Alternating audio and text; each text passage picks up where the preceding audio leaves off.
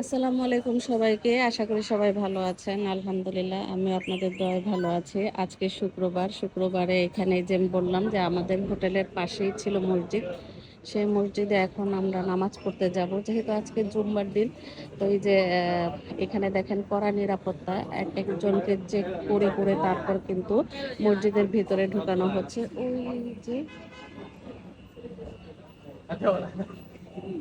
একটু সামনে থেকে আমি যে দেখাই, আমি এখন যাব। আর এখানে দেখেন মুসলিমদের জন্য সব রকমের খাবারের এই যে পসরা নিয়ে বসেছে। যেহেতু জুম্মা মোবারক, তা এখন সবাই আর কি নামাজ পড়ে এসে খাওয়া দাওয়া করবে। আর দেখেন চেক করে করে আইন শৃঙ্খলা বাহিনী মানে চেক করে করে প্রতিজন মুসলিমকে ঢুকাচ্ছে মসজিদের ভিতরে। তো আমি এটাই আপনাদের সাথে শেয়ার করছি। আমি একটু পরেই যাব, আমিও ঢুকে যাব এখানে। যেহেতু মহিলাদের জন্য আলাদা একটা ব্যবস্থা করা আছে, মহিলাদের জন্য আলাদা ব্যবস্থা করে রেখেছে। তো আমি আপনাদের সাথে পরে বাকিটা শেয়ার করব। এখন আমি রাস্তার ওপারে যে মসজিদে ঢুকে যাব, তারপরে মসজিদের ভিতরে যদি পারি ভিডিও করে দেখাবো, আর যদি না পারি তাহলে নামাজের পর আবার আপনাদের সামনে হাজির হয়ে যাব। আর এই যে দেখেন জুম্মা মুবারকের দিন মসজিদের সামনে এরকম খাবারের পসরা নিয়ে সবসময় বসে। এদিক দিয়ে ঢোকার জায়গা নেই।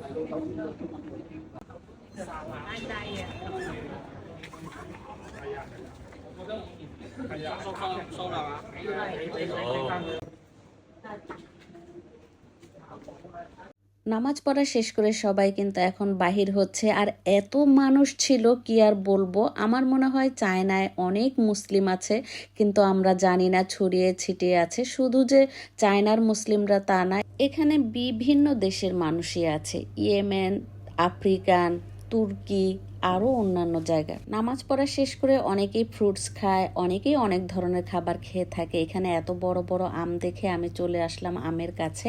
এদিকে তো আমি আটকা পড়ে গেছি, কিছুতেই যেতে পারছি না, মানে রাস্তাটা পার হতে পারছি না। ভ্যান আছে আর অন্যান্য মানুষের এত ভিড় ছিল।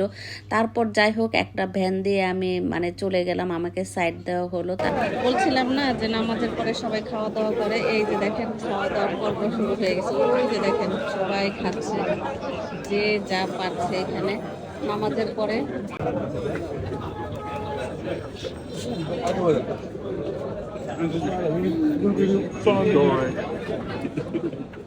খেতে আসলাম আমরা, মুসলিম হোটেলে খেতে আসলাম। কোনো সিট নাই, কোনো সিট নাই, একদম ভরপুর, সব সিট ভরপুর, একটা সিটও নাই। মানে কি একটা অবস্থা। এই যে হোটেলগুলোতেও ভিড়, সব জায়গায় এখন ভিড়। তো এই ছিল আমার আজকের ভিডিও। ভালো লাগলে লাইক কমেন্ট শেয়ার করে পাশে থাকবেন। সবাইকে অসংখ্য ধন্যবাদ জানিয়ে আজকের মতো শেষ করছি। আল্লাহ হাফেজ সবাইকে। আমরা এই যে আমাদের রুমে খাবারগুলো নিয়ে আসলাম, যেহেতু ওইখানে দাঁড়ায় খাওয়ার মতো বা বসে খাওয়ার মতো অবস্থা ছিল না।